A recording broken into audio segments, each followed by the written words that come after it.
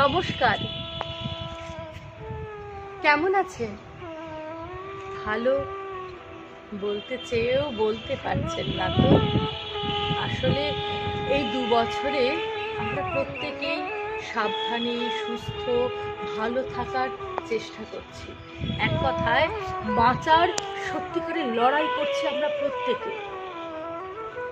ঘরে আতঙ্কে নিজেদের বন্দি করে রাখতে গিয়ে হারিয়ে ফেলছি ভালো থাকার চাবিকাঠি। তাই আজ 25শে বৈশাখে কবিগুরুর জন্মদিনে আপনাদের সকলের মন ভালো করতে নিউজ বৃত্তান্তের সহযোগিতায় কথা মঞ্জরি আবৃত্তি শিক্ষাকেন্দ্রের কিছু ছাত্রছাত্রীদের কবিতা নিয়ে আমরা পৌঁছে যেতে চাই আপনাদের ঘরে। কবিকে স্মরণ করে বলতে চাই, নিত্য তোমায় চিত্ত ভরিয়া স্মরণ করি, বিশ্ববিহীন বিজনে বসিয়া বলন করি, তুমি আছো মোর জীবন মরণ হরণ করি। আমরা এবং রবীন্দ্রনাথ পরিবেশনায় কথা মঞ্জরি আবৃত্তি শিক্ষাকেন্দ্র। এক যে ছিল আপন ভোলা কিশোর, স্কুল তার ভালো লাগতো না, সহ্য হতো না পড়াশুনোর ঝামেলা। আমাদের চলতি লেখাপড়া সে শিখল না কোনো কালেই, অথচ সে ছাড়িয়ে গেল সারা দেশের সবটুকু পাণ্ডিত্যকে। কেমন করে? সে প্রশ্ন আমাকে করো না। বড় মানুষের মধ্যে গরিবের মতো মানুষ, তাই বড় হয়ে সে বড় মানুষ না হয়ে মানুষ হিসেবে হলো অনেক বড়। কেমন করে? সে প্রশ্ন আমাকে করো না। গান সাধার বাধা আইন সে মানেনি, অথচ স্বর্গের বাগান থেকে সে চুরি করে আনলো তোমার আমার গান। কবি সে, ছবি আঁকার অভ্যাস ছিল না ছোট বয়সে, অথচ শিল্পী বলে সেই পেল শ্রেষ্ঠ শিল্পীদের সম্মান। কেমন করে? সে প্রশ্ন আমাকে করো না। মানুষ হলো না বলে যে ছিল তার দিদির আক্ষেপের বিষয়। অনেক দিন অনেক বিদ্রুপ যাকে করেছে আহত, সেই একদিন চমক লাগিয়ে করল দিগ্বিজয়। কেউ তাকে বলল বিশ্বকবি, কেউ বা কবিগুরু। উত্তর দক্ষিণ পূর্ব পশ্চিম চারদিক করল প্রণাম। তাই পৃথিবী আজও অবাক হয়ে তাকিয়ে বলছে, কেমন করে? কেমন করে? সে প্রশ্ন আমাকে করো না। এ প্রশ্নের জবাব তোমাদের মতো আমিও খুঁজি। বাংলা তথা বিশ্বের ঘরে ঘরে যে নামটি স্থান কাল পাত্রে চিরস্মরণীয়, যে নামটি স্বর্ণাক্ষরে লেখা ছিল এবং আগামীতেও থাকবে, সেই কালজয়ী নামটি হলো বিশ্বকবি রবীন্দ্রনাথ ঠাকুর। ভাব জগতের এমন কোনো ভাব নেই যেখানে কবির মানে শিল্পীর কলম বা তার দৃষ্টির তুলি রং পৌঁছায়নি। তিনি যেমন বিশ্বময়, তেমনও বিশ্ব তিনিময়। তিনি শুধু সাহিত্যেই নয়, গদ্য, কবিতা, গীতে, মহাকাব্যে, ছোট গল্পে, উপন্যাসে, চিত্রে, বাদ্যে, নাটকে, বাঁশিতে এমন কোনো বিষয় নেই যেখানে তার দিব্য জ্ঞানের হস্তক্ষেপ হয়নি। পড়াশোনার ফাঁকে শিশু মনের অন্য মনস্কতা কবি মনে দৃষ্টি হারায়নি। পড়ার ছলে পুতুলও খেলেছেন তিনি, খেলতে খেলতে অন্য মনস্কও হয়েছে, গুরুমশাইয়ের বকাও খেয়েছে। তার অভিমান হয়েছিল সেই শিশুটির উপর যে তার পুতুল খেলার কথা গুরুমশাইকে জানায়। পুতুলটি যদি তারও ভেঙে যায় তবে তার মনে কি একটু কষ্ট হবে না? সামান্য ভাঙার যন্ত্রণা বিশ্বকবি তার শিশু মনের মূর্ছনায় এক অনবদ্য দক্ষতার পরিচয় দিয়েছে এবং আমাদের জানান দিয়েছেন শিশু জগতে পুতুল খেলা এবং সেই পুতুলের যত্ন দুটোই আমাদের কর্তব্য, যা খুব সহজ মনে হলেও মোটেও সহজ নয়। 27 আমি বলেছিলাম বলে গুরুমশাই আমার ওপরে উঠল রাগে জ্বলে। মাগো তুমি 5 পয়সা এবার রথের দিনে সেই যে রঙিন পুতুলখানি আপনি দিলে কিনে, খাতার নিচে ছিল ঢাকা, দেখালে ছেলে। রেগে মেগে ভেঙে দিলেন ফেলে, বললেন তোর দিন রাতের কেবল যত খেলা, একটুও তোর মন বসে না পড়াশোনার বেলা। আমি জানাই কাকে, ওর কি গুরু আছে? আমি যদি নালিশ করি এক্ষুনি তার কাছে, কোন রকম খেলার পুতুল নেই কি মা ওর ঘরে? সত্যি কি ওর একটু অমর পুতুলের উপরে? সকাল সাজে তাদের নিয়ে করতে গিয়ে খেলা, কোন পড়াই করেননি কি কোন রকম হালা? ওর যদি সেই পুতুল নিয়ে আইন কেহর আগে, বল দেখি মা ওর মনে তা কেমন তর লাগে। গানের ঠাকুরও তিনি, প্রাণের ঠাকুরও তিনি। শান্ত ধীর গভীর চেতনার মানুষ কিন্তু মোটেই তেমন ছিলেন না। তার দুষ্টুমিতে অতিষ্ঠ তার পরিবার। দুষ্টুমির ছলে তিনি সবার মন কেড়ে নিয়েছিলেন। যত দুষ্টুমি তিনি করুন না কেন, মাতা শারদা সুন্দরী এবং পিতা দেবেন্দ্রনাথ ঠাকুরের কথা কখনোই অমান্য করতেন না। অর্থাৎ গুরুজনের তিনি মানব। দুষ্টুমির মাঝেও তিনি তার যথেষ্ট প্রমাণ রেখে গিয়েছেন। তাই তো তার দুষ্টুমি আজও সবার প্রিয়। তোমার কাছে আমি দুষ্টু, ভালো চাস সবাই, মিত্তিদের কালু নীলু ভারী ঠান্ডা ভাই। ভালো ভালো মেয়েরা রবি ভালো, তুমি বলো রায় কেন ঘর করে রায় আনো, বাবু তোর দেখে দূর দুটো নয় কেউ, তাদের কুকুর মাথা করতেছে হেউ হেউ।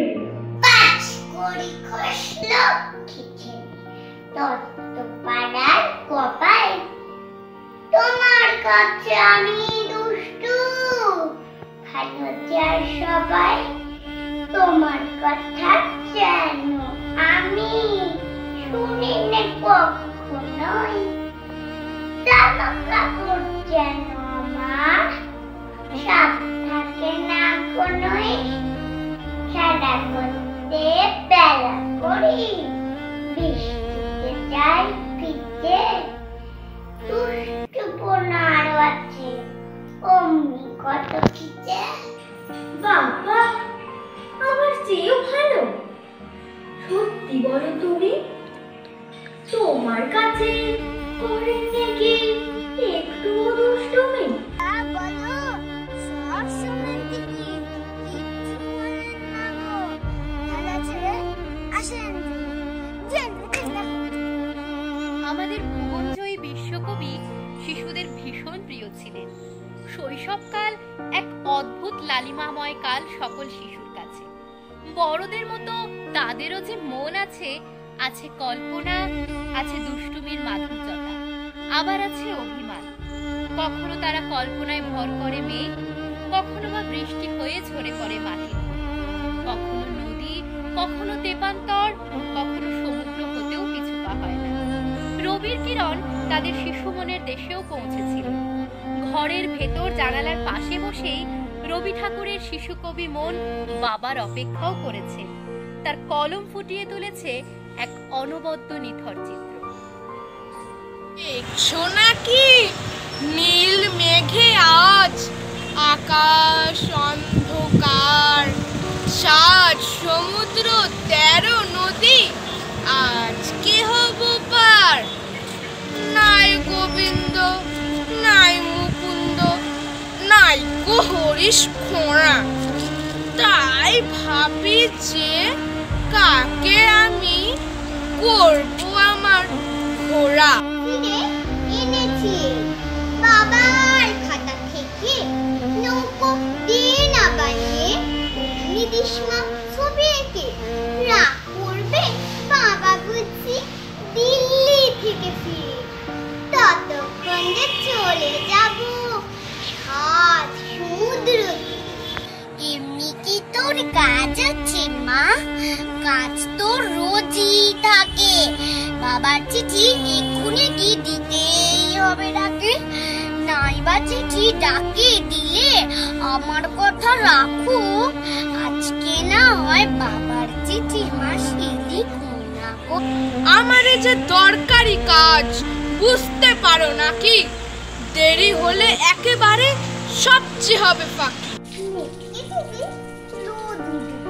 বৃষ্টি বন্ধ হলে সাত সমুদ্র 13 নদী কোথায় যাবে চলে? সকলের প্রিয় ঠাকুর রবি ঠাকুর।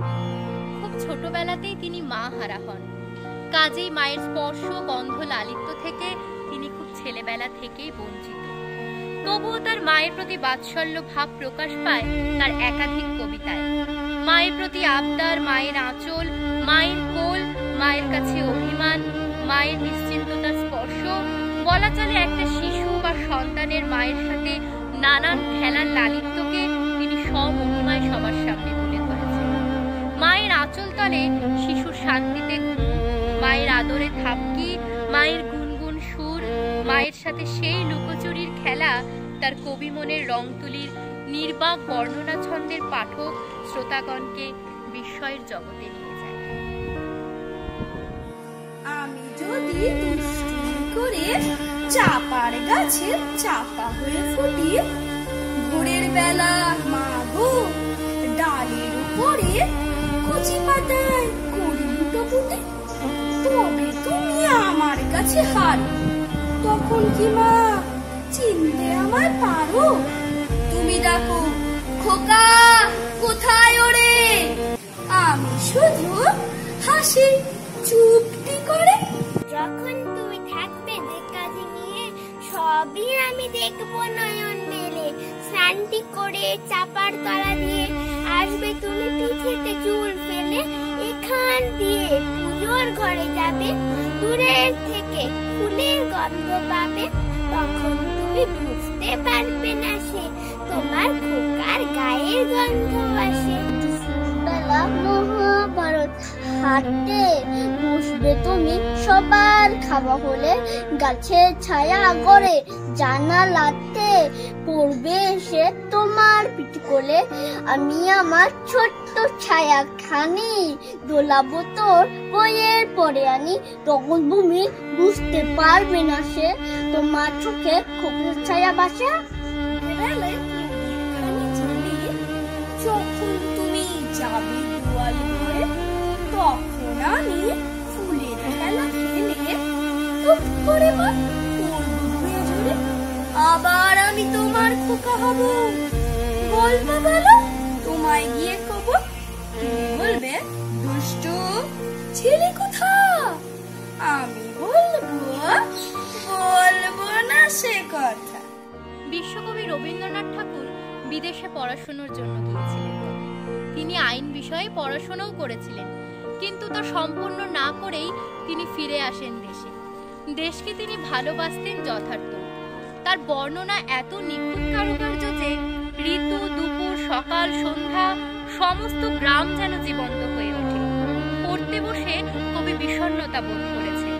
নানা কল্পনা, নানা প্রশ্ন তার মনে বাসা বাঁধলে তিনি তার মায়ের কাছে নানান প্রশ্ন করেন এবং প্রার্থনাও করেন তাকে যেন খেলতে দেওয়া হয়, কারণ পড়তে পড়তে যে তার খেলার সময় বয়ে যায়। আমার ছুটি দিতে বল, সকাল থেকে পড়েছি যে মেলা। এখন আমি তোমার ঘরে বসে করবো শুধু পড়া পড়া খেলা। তুমি বলছো তুমি এখন সবে, না হয় যেন সত্যি হলো তাই। একদিনও কি দুপুরবেলা হলে বিকেল হলো পড়তে নাই। আমি তো বেশ ভাবতে পারি মনে।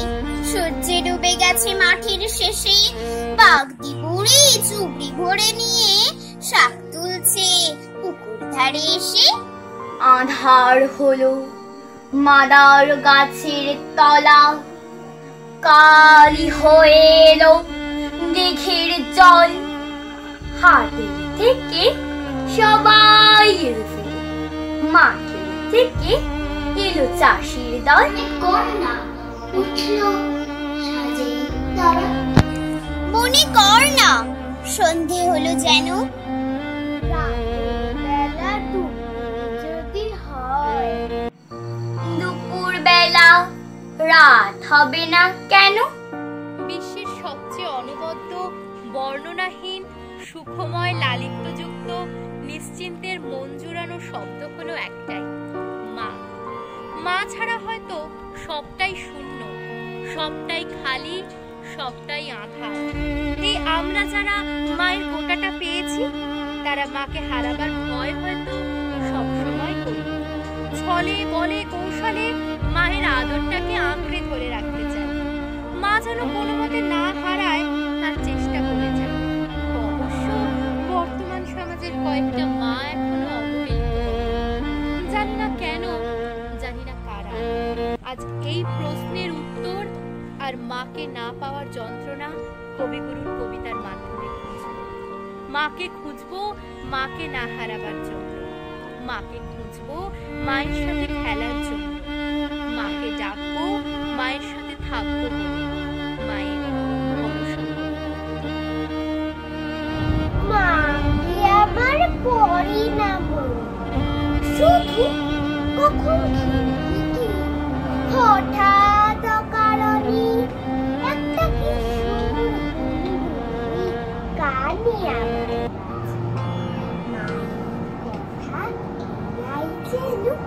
আমার মা বুঝি কানে গাই তো আমার দোলনা ঘিরে ঘিরে। মা গিয়েছেন যেতে যেতে গাড়িতে গেছে।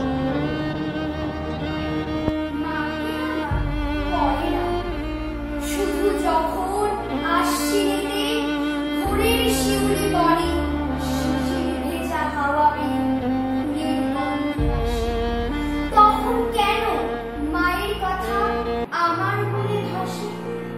কবে বুঝলাম তোমার ফুলের সাজে বয়ে পুজোর গন্ধ আসছে, তাই মায়ের গন্ধ। মাকে আমার পড়ে না মনে, শুধু যখন বসে গিয়ে শোবার ঘরের কোণে জানলা থেকে তাকাই দূরে নীল আকাশের দিকে। মনে হয় মা আমার পানে চাইছে অনিমেষে, কোলের উপরে ধরে কবে দেখতো আমায় চেয়ে। সেই চাউনি রেখে গেছে সারা আকাশ ছেয়ে। নিত্য নৈমিত্তিক জীবনযাত্রায় আমরা ব্যস্ত বিভোর। সময়ের সাথে চলতে চলতে স্বার্থের কলে চেপে এগিয়ে এসেছি অনেক দূর। জীবনযাত্রার পরিবর্তন, জীবনের শৈলী তার পরিবর্তন হতে হতে সবই শেষ হয়ে যায় এক সময়। জীবনে একাধিকবার সঙ্গীত ছায়া এসেছিল কবি, তবুও তিনি হারেননি, থামেননি। জীবনকে তিনি তরি বানিয়ে পাড়ি দিয়েছেন। আজও সেই তরি বয়ে চলেছি আমরা আমাদের ভবের জীবন। আর সেই তরিতে জীবনের যা সঞ্চয় তা নিয়ে এগিয়ে চলছি আমরা সেই পাপের সঞ্চয়। অগনে গরজে মেঘ, ঘন বর্ষা, কুলে একা বসে আছি নাহি ভরসা। রাশি রাশি ভাড়া ভাড়া ধান কাটা হলো সারা। ভরা নদী খুঁড়ো ধারা, ঘর বর্ষা, কাটিতে কাটিতে ধান এলো বর্ষা। একখানি ছোট ক্ষেত, আমি একলা, চারিদিকে বাঁকা জল করেছে খেলা। পরপারে দেখি আঁকা তরু ছায়া মশি মাখা, গ্রামখানি মেঘে ঢাকা প্রভাত বেলা। এই পাড়েতে ছোট ক্ষেত, আমি একলা। কান্দে তরিবে কি আসে পারে, দেখে যেন মনে হয় চিনিও হারে। ভরা বালে চলে যায় কোনো দিকে না যায়, ঢেউগুলি নিরুপায় ভাঙে দুধারে, দেখে যেন মনে হয় চিনিও হারে। ওগো তুমি কোথা যাও, কোন বিদেশে? বাড়িক ভিড়াও তোরি কুলেতে এসে। যেও যেথা যেতে চাও, যারে খুশি তারে দাও, শুধু তুমি নিয়ে যাও ক্ষণিক হেসে আমার সোনার ধান কুলেতে এসে। যত চাও তত দাও তরণীর উপর, আরো আছে আর নাই দিয়েছি ভরে। এতকাল নদী কূলে যাহা রয়েছিল ভুলে, সকলে দিলাম তুলে থরে বিথরে। এখন আমার এলাহ করুণা করে। ঠাই নাই ঠাই নাই ছোট সে তরি, আমারই সোনার ধানে গিয়েছে ভরি। শ্রাবণ গগন ঘিরে ঘন মেঘ ঘুরে ফিরে, শূন্য নদীর তীরে রহিন পড়ি। যাহা ছিল নিয়ে গেল সোনার তরি। 1919 সালের নির্মম নৃশংস হৃদয় বিদারক জালিয়ানওয়ালাবাগের সেই হত্যাকাণ্ড আমরা সবাই জানি, আজও আমাদের মনে দাগ কাটে। এই সেই ঘটনার পর আমার আপনার প্রিয় কবি সবার সামনেই দেশকে ভালোবাসার এবং দেশের জন্য নিজেকে উজাড় করে দেবার নজির রেখেছিলেন। তিনি মুখের ওপর নাইট উপাধি ত্যাগ করেছিলেন। দেশের জন্য তিনি কোনোদিনই পিছু পা হননি। জীবন সংগ্রামে, দেশের সংগ্রামে, কালের সংগ্রামে প্রতিনিয়তই তিনি যুদ্ধ শঙ্খ, বিজয় শঙ্খ বাজিয়েছেন। আজও সেই শঙ্খধ্বনি বেজেই চলেছে পাঠক মনে, মানব মনে। তোমার শঙ্খ ধুলায় পড়ে কেমন করে সইব, বাতাস আলো গেল মরে একিরে দুর্দৈব। লড়বি কে আয় ধ্বজাবে, গান আছে যার ওঠ নাগে, চলবি যারা চল রেধে, আয়নারে নিঃশঙ্ক। ধুলায় পড়ে রইল যে ওই যে অভয় শঙ্খ। চলেছিলেন পূজার ঘরে সাজিয়ে ফুলের অর্ঘ্য, খুঁজে সারা দিনের পরে কোথায় শান্তি স্বর্গ। এবার আমার হৃদয় ক্ষত, ভেবেছিলেন হবে গত, ধুয়ে মলিন চিহ্ন যত হব নিষ্কলঙ্ক। পথে দেখি ধুলায় নত তোমার মহাশঙ্খ। আরতি দি, এই কি জ্বালা, এই কি আমার সন্ধ্যা, গাঁথব রক্ত জবার মালা। রজনীগন্ধা ভেবেছিলেন চোঝা চুছি, মিটিয়ে পাবো বিরাম খুঁজি, চুকিয়ে দিয়ে ঋণের পুঁজি লব তোমার অঙ্ক। দিনকালে ডাকলো বুঝি নীরব তব শঙ্খ। তোমারেরই পরশ মনে করাও তবে স্পর্শ, দীপক টানে উঠুক ধ্বনি দীপ্ত প্রাণের হর্ষ। নিশার বক্ষ বিদার করে উদ্বোধনে গগন ভরে, অন্ধ দিকে দিগন্তরে জাগাও না আতঙ্ক। দুই হাতে আজ তুলব ধরে তোমার জয় শঙ্খ।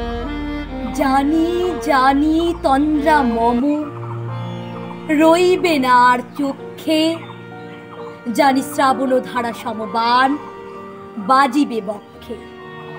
কেউ বা ছুটে আসবে প্রাসে, কাঁদবে কেউ বা দীর্ঘশ্বাসে, দুঃস্বপ্নে কাব্যে ত্রাসে শক্তির পর্যাঙ্ক। বাজবে যে আজ মহোল্লাসে তোমার মহাশঙ্খ। তোমার কাছে আরাম চেয়ে পেলেন শুধু লজ্জা, এবার সকল অঙ্গ ছেয়ে পরাও রণসজ্জা। ব্যাঘাত আসুক নব নব, আঘাত খেয়ে অচল রব, বক্ষে আবার দুঃখে তব বাজবে জয় ডঙ্ক। দেব সকল শক্তি লব অভয় তব শঙ্খ। শুভ অনুষ্ঠান, শুভ উদ্বোধন, অশুভত্বের সমাপনে শঙ্খধ্বনি বাজানো হয়। বিশ্বকবি বারবার তার নিপুণ শিল্পশৈলীর মাধ্যমে সমাজ, পরিবার, জীবনকে বার্তা দিয়েছে, জীবনকে বয়ে নিয়ে যাবার জন্য, সমাজকে শিক্ষা, সংস্কৃতি, বিজ্ঞান নির্ভর করে তোলবার জন্য। তিনি শান্তির নিকেতন, তিনি শান্তির নীড় তৈরি করার প্রার্থনা করে গেছেন। দেশ, শিক্ষা, সংস্কৃতি, জ্ঞানে, বিজ্ঞানে যত শক্ত হবে তার নীড়। আজ সমস্ত দেশ, জগৎ মহামানব, মৃত্যুর হাহাকার যেন তার তাণ্ডব লীলা দেখিয়ে চলেছে। এমন অবস্থায় মানুষ, তুমি যাবো, নিজে সাবধান হও, অপরকে সাবধানতা দাও। কিভাবে সাবধান থাকবে তার গান গাও।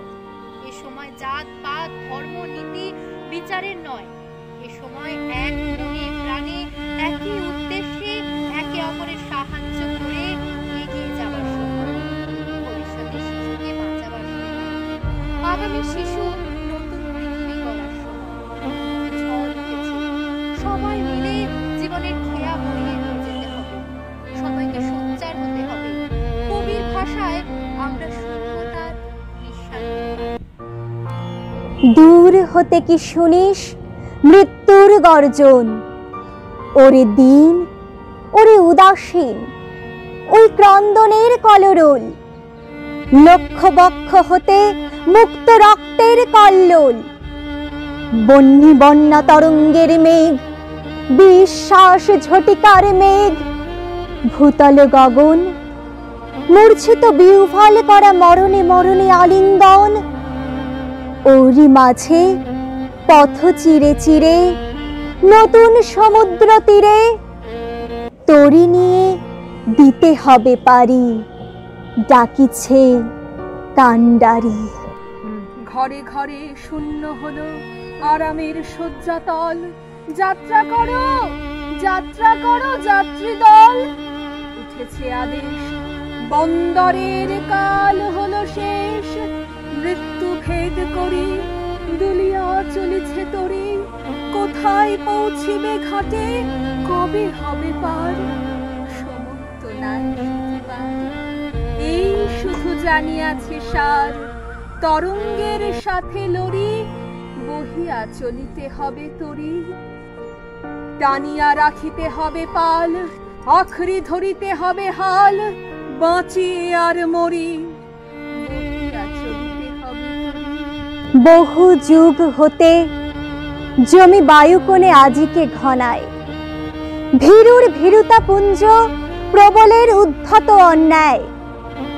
লোভীর নিষ্ঠুর লোভ, বঞ্চিতের নিত্য চিত্ত ক্ষোভ। জাতি অভিমান, মানবের অধিষ্ঠাত্রী দেবতার বহু অসম্মান। বিধাতার বক্ষ আজি বিদিরিয়া, ঝটিকার দীর্ঘশ্বাসে জলে স্থলে বেড়াই ফিরিয়া।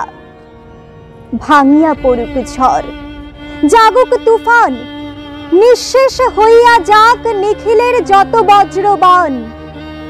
রাখো নিন্দা বাণী, রাখো আপন সাধুত্ব অভিমান, শুধু এক মনে হও পার, এই প্রলয় পারাবার। নতুন সৃষ্টির উপকূলে নতুন বিজয় ধ্বজা তুলে। দুঃখেরে দেখেছি নিত্য, পাপেরে দেখেছি নানা ছলে, অশান্তির ঘূর্ণি দেখেছি জীবন স্রোতের পলে পলে। মৃত্যু করে লুকোচুরি সমস্ত পৃথিবী জুড়ে, ভেসে যায় তারা, সরে যায়, জীবনেরে করে যায় ক্ষণিক বিদ্রুপ। আজ দেখো তাহাদের অভ্রভেদী বিরাট স্বরূপ। তারপরে দাঁড়াও সম্মুখে, বলো অকম্পিত বুকে, তোরে নাহি করি ভয়, এ সংসারে প্রতিদিন তোরে করিয়াছি জয়। তোর চেয়ে আমি সত্য, এ বিশ্বাসে প্রাণ দিব দেখ। শান্তি সত্য, শিব সত্য, সত্য সে চিরন্তন এক। করোনার মৃত্যু মিছিলে প্রতিদিন আমরা হারাচ্ছি আমাদের কত প্রিয় মানুষকে। জানি না এই মহামারী ঝড়ের তাণ্ডব চলবে আর কত দিন, কত মাস, কত বছর। তবু মৃত্যুর লুকোচুরি খেলায় আমরা হার মানব না। মনের সাহস আর বাঁচার তাগিদে আমরা মৃত্যুকে জয় করতে একসাথে এক হয়ে লড়ব।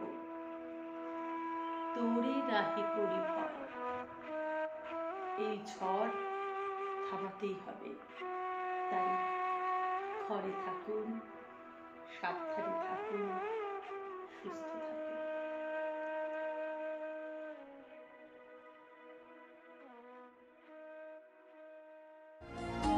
নিউজ বৃত্তান্ত, হলুদ নয়, স্বচ্ছ।